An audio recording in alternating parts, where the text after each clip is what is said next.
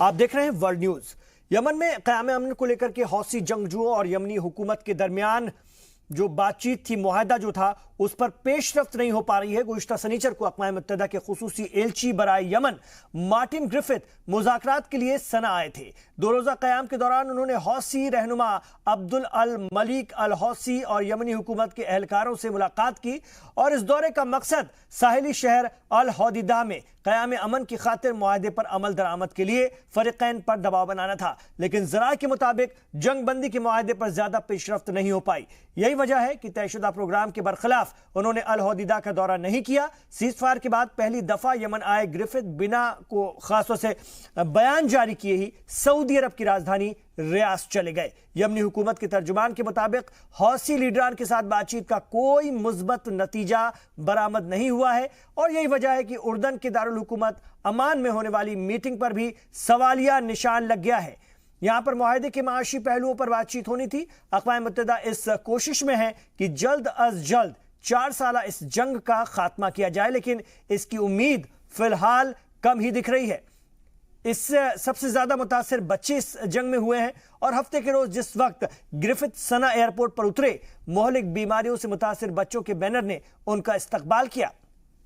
एक बैनर पर इलाज के लिए बाहर जाने का तो दूसरे पर इंटरनेशनल एयरपोर्ट से सफरी पाबंदी हटाने की अपील की गई थी और उनकी आमद से कबल अल हौदीदा के जुनूबी इलाकों में हुकूमती और हौसी फौजों के दरमियान जबरदस्त फायरिंग और गोलाबारी भी हुई थी, जिसकी वजह से वर्ल्ड फूड प्रोग्राम के एक गोदाम में आग लग गई। दोनों ग्रुप हमले के लिए एक दूसरे पर इल्जाम आयद कर रहे हैं।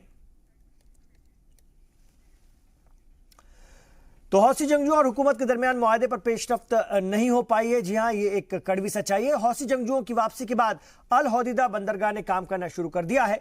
मुआहदे के मुताबिक हौसियों की वापसी के बाद बंदरगाह की सिक्योरिटी यमनी कोस्ट गार्ड को सौंप दी गई है। वाज़ेह है कि जंग से कबल यहां का हिफाजती बंदोबस्त कोस्ट गार्ड के ही जिम्मे था। हालांकि अरब इत्तेहाद का इल्जाम है कि कोस्ट गार्ड में हौसियों ने अपने हामियों को दाखिल कर दिया है और इसकी बड़ी तादाद जो है इसमें वो हौसी हामियों की है। लेकिन शहर की दूसरी 2 बंदरगाहों सलीफ और रासे ईसा पर अब भी हौसियों का कब्जा है। मुआहदे के पहले मरहले की अगर हम बात करें तो इसे भी खाली किया जाना है और इसके बाद ही मुश्तरका फौज की तैनाती अमल में आनी है। 5 साला जंग के खात्मे के हवाले से फरीक़ैन के माबैन बंदरगाहों से फौजों को हटाने का फैसला एक अहम पेशरफ्त है और उम्मीद की जा रही है कि मुश्तरका फौजों की तैनाती के बाद सियासी बातचीत के अमल में भी तेजी आएगी। वाज़ेह है कि गुज़िश्ता हफ्ते हौसियों की जानिब से कहा गया था कि हौदीदा बंदरगाह से जंगजुओं की वापसी का अमल शुरू हो चुका है और मुआहदे के मुताबिक दोनों फौज के हटने के बाद हौदीदा पोर्ट पर एक मुश्तरका पेट्रोलिंग पार्टी तैनात की जाएगी। लेकिन यूएन ने वाज़ेह कर दिया था कि इस अमल की तस्दीक उसी वक्त मुमकिन होगी जबकि फरीक़ैन और अक़वाम मुत्तहिदा की टीमें इसकी तस्दीक करें।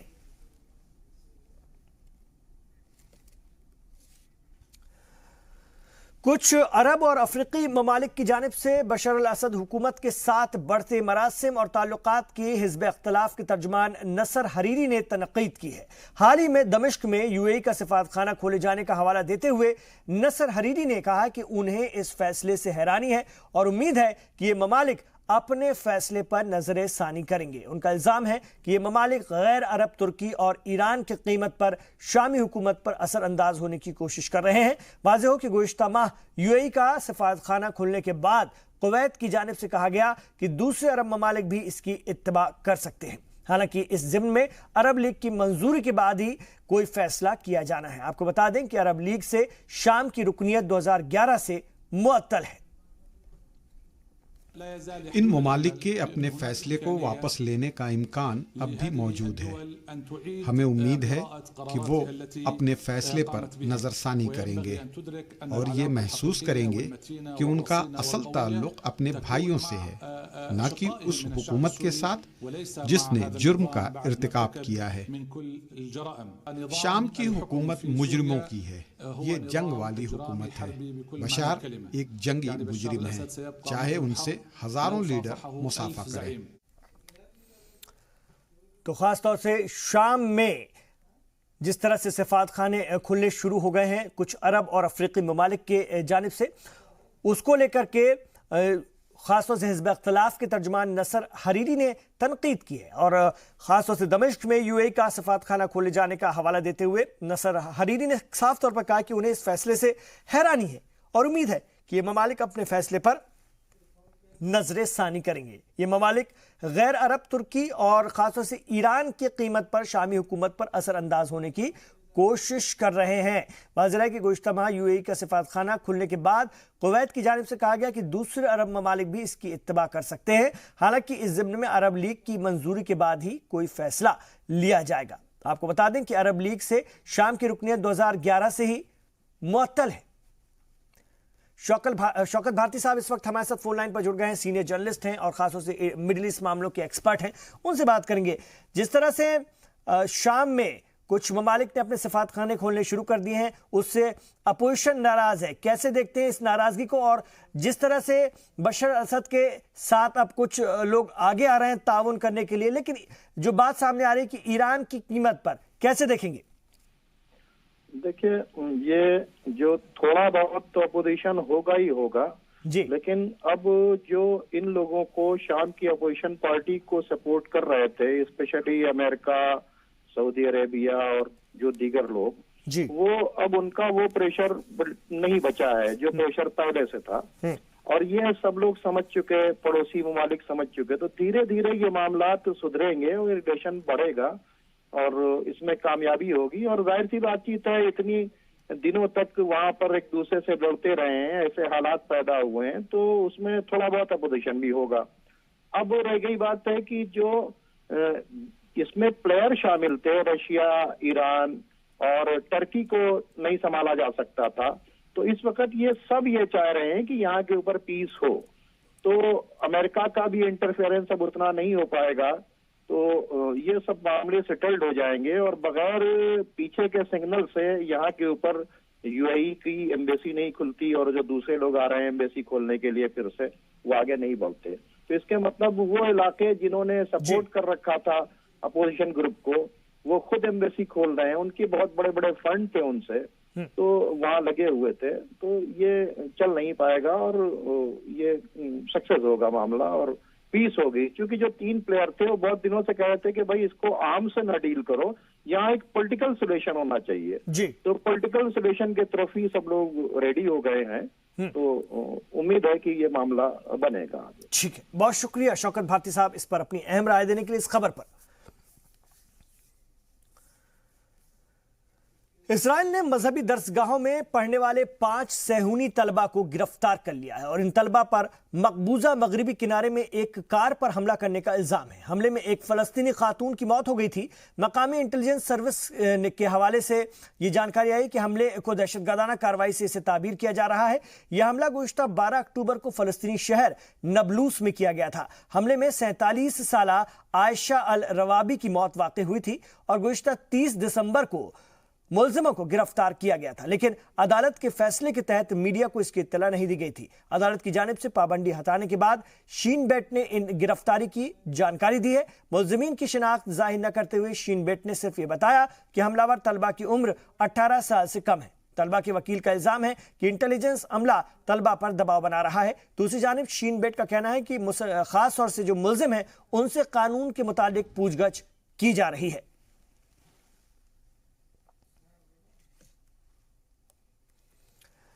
अमेरिकी सदर के कौमी सलामती के मुशीर जॉन बोल्टन ने कहा है कि शाम से अमेरिकी फौज की वापसी चंद शराइत के साथ वाबस्ता है। इजराइल दौरे पर आए जॉन बोल्टन ने कहा कि इलाके से दाइश की शिकस्त और कुर्द जंगजुओं के तहफ़्फ़ुज़ को यकीनी बनाने के बाद ही अमेरिकी फौज की वापसी होगी। इनखला की तारीख के हवाले से उन्होंने कहा कि ये कोई गैर मुय्यना वादा नहीं है और पॉलिसी फैसलों के मुताबिक इसकी तारीख का ऐलान किया जाएगा। इससे कबल यरूशलेम पहुंचने पर जॉन बोल्टन ने वेस्टर्न वॉल और इसके नीचे बनी सुरंग का दौरा किया। 2 रोजा इसराइल दौरे के दौरान जॉन बोल्टन ने वजीर आजम बेंजामिन नेतन्याहू से भी मुलाकात की और उन्होंने इसराइल को यकीन दिलाया कि दाइश के खिलाफ अमेरिका का साथ देने वाले ममालिक के मफाद की पूरी हिफाजत की जाएगी और उनकी सलामती को यकीनी बनाया जाएगा। इसराइल का दौरा खत्म करके जॉन बोल्टन आज तुर्की पहुंचे। 2 रोजा कयाम के दौरान बोल्टन तुर्की सदर रजब तैयब एर्दोगान और सीनियर एहलकारों से मुलाकात करेंगे। जराये के मुताबिक जॉन बोल्टन तुर्की सदर के साथ कुर्द जंगजुओं के तहफ़्फ़ुज़ के हवाले से बातचीत करेंगे। ऐसी भी खबर है कि बोल्टन कुर्दों के खिलाफ किसी जंगी कार्रवाई के लिए इंतबाही पैगाम भी दे सकते हैं। तुर्की रवानगी से कबल उन्होंने कहा कि अमेरिका को एतमाद में लेने के बाद ही कुर्दों के खिलाफ फौजी कार्रवाई की इजाजत दी जा सकती है। इस हवाले से अमेरिकी ज्वाइंट चीफ स्टाफ और तुर्की के आर्मी सरबराह के दरमियान भी इस मुद्दे पर बातचीत होगी। दौरे से कबल एसडीएफ को शामी हुकूमत और ईरान से तहफ़्फ़ुज़ हासिल करने से गुरेज करें।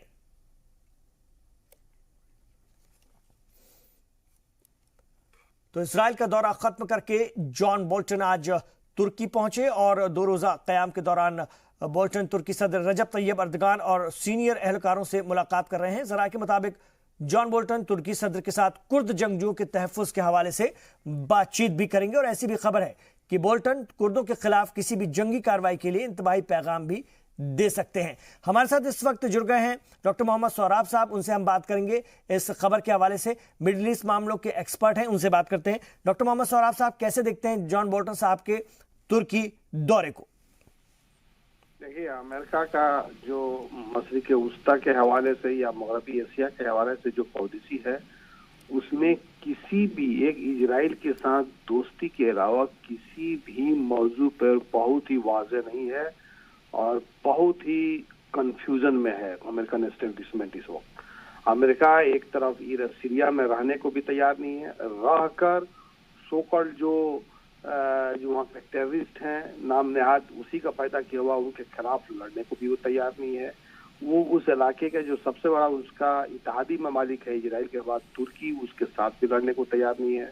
और यही अमेरिका है कि एक तरफ तुर्की से अपनी दोस्ती का नाम लेता है, अपनी एलाई होने का नाम लेता है, दूसरी तरफ तुर्की का सबसे बड़ा खतरा लाहक करने के लिए सीरिया में उसने फोर्स पैदा किया है, या तो टेररिस्ट के शक्ल में या कुर्दों को मदद करके उनके लिए एक खुद मुख्तार इलाका जिस तरह से इराक में बनाया गया कुर्दिश रीजन, उसी तरह से सीरिया में कुर्दिश रीजन बनाने का चाह रहा है ताकि एक परमानेंट के तौर पर वहाँ बेस बने उसका। तो इस वक्त अमेरिकन पॉलिसी जो है अपने दोस्तों के साथ भी दुश्मनों के साथ भी बिल्कुल कन्फ्रंटेशंस, बिल्कुल तसादुम के रास्ते पे है। इस सूरत हाल में किसी भी तरह की एनालिसिस एंड पेशेंटगोई देर पा साबित नहीं हो सकती है। रहा आपके सवाल का डायरेक्ट जवाब, तो तुर्की से और अमेरिका से, तुर्की और अमेरिका इस वक्त बहुत सारे मामलात पर एक पेज पे नहीं है। बहुत सारे, चाहे वो सीरिया का मामला हो, कुर्दों का मामला हो, इजराइल का मामला हो, तुर्की का रसा के साथ दोस्ती का मामला हो, किसी भी मामले पर वो एक पेज पे नहीं है जी। इसका नतीजा ये हो रहा है कि अमेरिका ना वहाँ रोक पा रहा है और ना वहाँ अपने इत्तेहादी ममालिक पर इन्हिसार करके वहाँ से वो छोड़ पा रहा है। दूसरी बात इससे अहम ये है कि ये कंफ्यूजन सिर्फ मगरबी एशिया में नहीं है, ये कंफ्यूजन स्टेट डिपार्टमेंट के अंदर और पेंटागन के अंदर भी है। स्टेट डिपार्टमेंट में जो ट्रम्प के साथ हैं वो सीरिया से निकलना चाह रहे हैं, लेकिन जो पेंटागन और स्टेट डिपार्टमेंट के अंदर एक बहुत बड़ा तबका जो है वो सीरिया से निकलना नहीं चाह रहा है जब तक उसके ऑब्जेक्टिव जो है, जबकि उसके मकासद पूरा ना हो जाए। उसके मकासद क्या है आज तक अमेरिका ने वाजे नहीं किया जी। तो उसके मकासद सीरिया के अंदर क्या क्या है आज तक उसने वाजे नहीं किया। ठीक है, मेरा ये मानना है कि उसका जो मकासद है वो ये है कि किसी तरह से एक कुर्दिश इंडिपेंडेंट या ऑटोनोमस रीजन को बनाया जाए और ग्रेटर इजराइल की बनने की प्रोसेस को फैसिलिटेट किया जाए जी। और ग्रेटर इजराइल बनने के पहले उस इलाके में हर तरह की तसादुम, कसीदगी, कन्फ्रंटेशंस और कॉन्फ्लिक्ट को पैदा किया जाए ताकि उस खित्ते के ममालिक जो स्टेटस को है, जो सूरत हाल है, उसको चैलेंज करें और दूसरा अल्टरनेटिव उसका मतवादिल जो ऑर्डर है उसको कायम भी न करें। ठीक है सर, बहुत शुक्रिया आपका इस पूरी बातचीत के लिए, इस अहम जानकारी के लिए, इस खबर पर। इराक सभी मसरूफ तरीन जो सड़कों पर दौड़ती गाड़ियों की तादाद से इसका अंदाजा हम लगा सकते हैं। राजधानी की अगर हम बात करें तो मुल्क में हालात तेजी से नॉर्मल होते जा रहे हैं। बगदाद की तामीर नौ में शहर का ट्रैफिक निजाम परेशानियां पैदा कर रहा है, ये बात भी अब निकलकर सामने आ रही है और इसकी वजह से तरक्याती मंसूबों की अमल आवरी में खासी दिक्कतें भी हो रही हैं। शहर में अक्सर ट्रैफिक जाम की कैफियत बनी रहती है। हालांकि इस दौरान हुकूमत ने वस्ती शहर में वाक़ ग्रीन जोन को भी जुज़वी तौर पर खोल दिया है। बावजूद इसके शहर की मुख्तलिफ सड़कों पर गाड़ियां फंसी रहती हैं।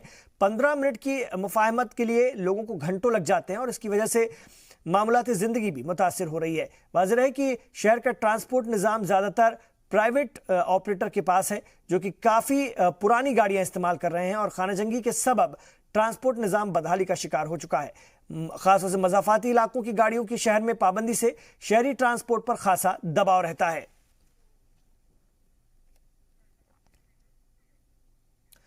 इंसानी हुकूक की आलमी तंजीम ह्यूमन राइट्स वॉच ने थाईलैंड हुकूमत ने खासतौर से मुबैना तौर पर बैंकॉक एयरपोर्ट पर फंसी सऊदी खातून को सऊदी अरब को न सौंपे और 18 साल सऊदी खातून रहफ मोहम्मद अल कनून का कहना है कि वो अपने खानदान से अलग होकर ऑस्ट्रेलिया जाना चाहती थी, लेकिन बैंकॉक एयरपोर्ट पर सऊदी हुक्काम ने उसका पासपोर्ट जब्त कर लिया। उसे अंदेशा है कि घर वापसी पर उसके अहले खाना उसे तशद्दुद का निशाना बना सकते हैं। रहफ का एक वीडियो सामने आया जिससे किसी अनजान होटल के कमरे में उसे शूट किया गया है। उसका कहना है कि कोई उसकी मदद नहीं कर रहा है। कहा जा रहा है कि उसने इस्लाम मजहब को तर्क कर दिया है। रहफ उस वक्त चर्चा में आई जब उसने सोशल मीडिया पर अपनी आप बीती सुनाई। उसका कहना है कि वो ऑस्ट्रेलिया जाना चाहती है ताकि अपनी मर्जी से पढ़ सके और काम कर सके। थाई हुक्काम ने रहफ के इल्जामात की तरदीद की है। उनका कहना है कि सफरी दस्तावेज न होने के सबब उसे थाईलैंड में दाखिल होने से रोका गया है। Is Rahaf, and I'm still in the room. I have no choice. They said I have to go tomorrow, and no one can help me right now. और सूडान में सरकार मुखालिफ मुजाहरों में मजीद तेजी आती जा रही है। इन मुजाहरों में अब खर्तूम यूनिवर्सिटी के तलबा के साथ साथ असातिज़ा भी शामिल हो गए हैं। गुज़िश्ता एक माह से जारी मुजाहरों के दौरान ये पहला मौका है जब खर्तूम यूनिवर्सिटी के तलबा और असातिज़ा इन एहतजाज में शामिल हुए हैं। मकामी इंतजामिया ने एहतजाज पर काबू पाने के लिए यूनिवर्सिटी के कुछ फैकल्टी मेंबरान को गिरफ्तार कर लिया है। असातिज़ा की गिरफ्तारी के बाद हजारों लोग सड़कों पर उतर आए और सदर के इस्तीफे का मुतालबा किया। यूनिवर्सिटी गेट पर सिक्योरिटी के सख्त इंतजाम कर दिए गए हैं ताकि तलबा और असातिज़ा कैंपस से बाहर न आ सके। दूसरी तरफ सुडानी सदर ने इस्तीफे के मुतालबे को मुस्तरद कर दिया। उन्होंने कहा कि 2020 से कबल वो इस्तीफा नहीं देंगे।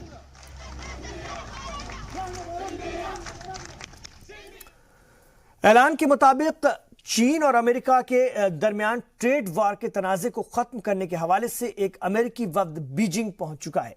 जेफरी गैरिश की क़यादत में इस वफ्द ने आज चीनी नुमाइंदों से मुलाकात की। गुज़िश्ता दिसंबर में अमेरिकी सदर डोनाल्ड ट्रंप और चीनी सदर शी जिनपिंग की मुलाकात के बाद यह पहला मौका है जब दोनों मुल्कों के नुमाइंदों के दरमियान ट्रेड वॉर खत्म करने के लिए बराह रास्त बातचीत हुई है।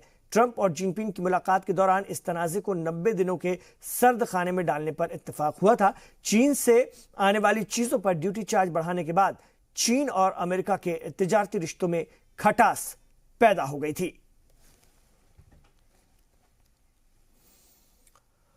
अमेरिकी सदर ने अपने इस अज़्म को दोबारा दोहराया है कि वो मैक्सिको सरहदी दीवार की तामीर के अपने मंसूबे को अमली जामा पहना कर रहेंगे, लेकिन शटडाउन और डेमोक्रेट की बढ़ती मुखालफत के पेश नज़र उन्होंने अपने साबिका मौक़िफ़ में थोड़ी तब्दीली करते हुए एक नई तजवीज़ पेश की है। उन्होंने कहा है कि जुनूबी सरहद पर ईंट और पत्थर की दीवार तामीर करने के बजाय वो स्टील की दीवार तामीर कर सकते हैं। वाज़ेह है कि दीवार तामीर के लिए डेमोक्रेट ने फंड जारी करने से इनकार कर दिया है।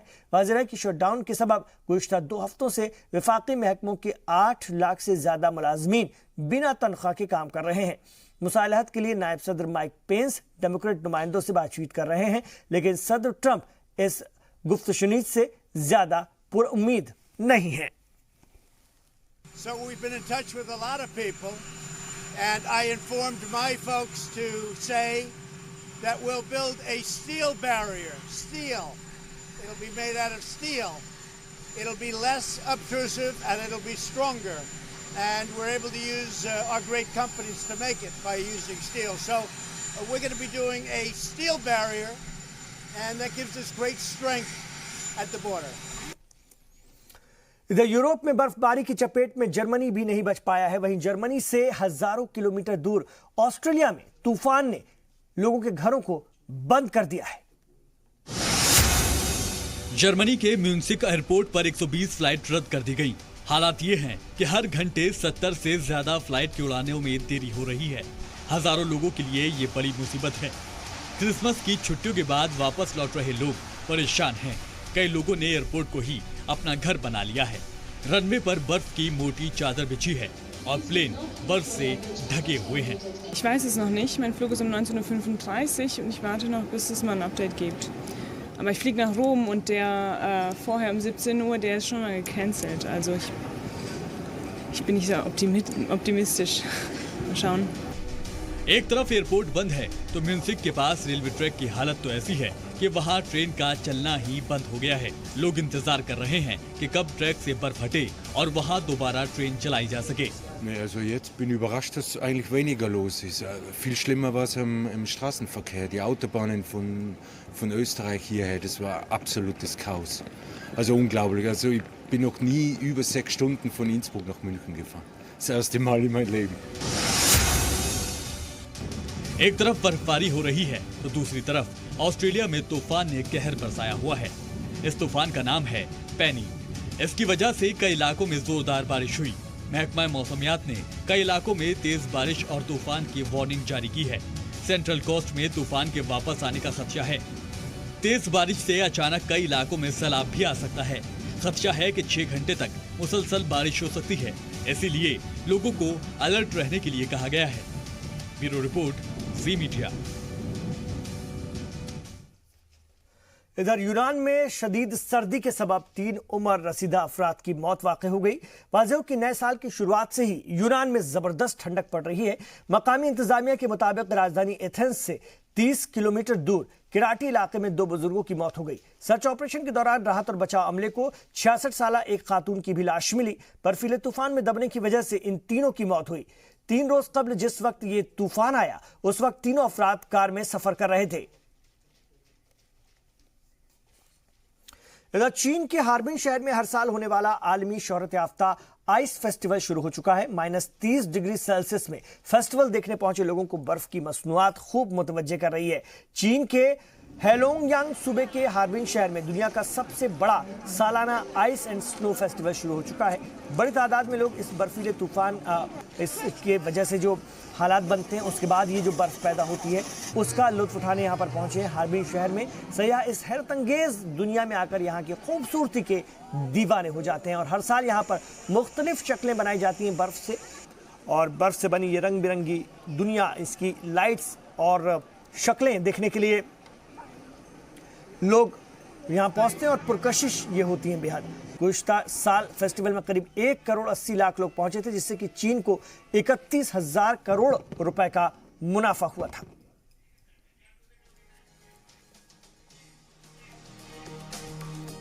तो नाज़रीन, वर्ल्ड न्यूज में अभी इतना ही, लेकिन जी सलाम पर खबरों का यह सफर जारी है। आप रहिए जी सलाम के साथ।